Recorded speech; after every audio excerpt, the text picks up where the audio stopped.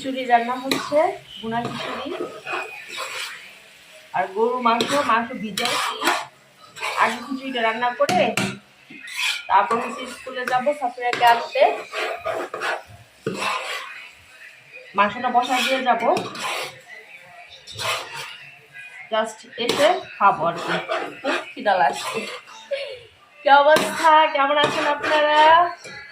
এই যে আপুর হচ্ছে খিচুড়ি রান্না হচ্ছে, এই যে দেখেন খিচুড়ি বুনা খিচুড়ি। অনেকদিন পরে খাবো, অনেকদিন পরে বুনা খিচুড়ি খাওয়া হবে।